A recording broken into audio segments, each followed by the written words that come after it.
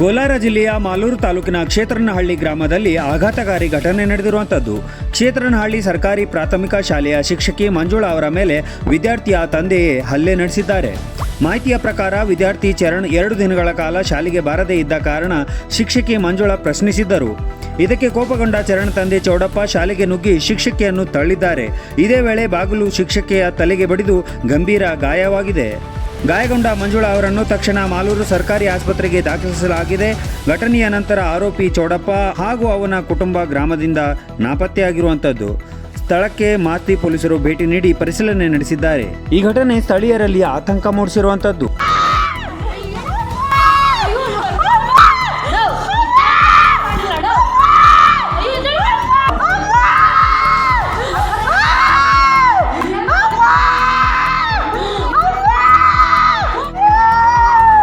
ಈ ಘಟನೆ ಕುರಿತಂತೆ ನೀವೇನಂತೀರಿ ಕಮೆಂಟ್ ಮೂಲಕ ತಿಳಿಸಿ. ಇದೇ ರೀತಿಯ ನ್ಯೂಸ್ ಅಪ್ಡೇಟ್ಗಳಿಗಾಗಿ SA ನ್ಯೂಸ್ ಕರ್ನಾಟಕವನ್ನು ಫಾಲೋ ಮಾಡಿಕೊಳ್ಳಿ.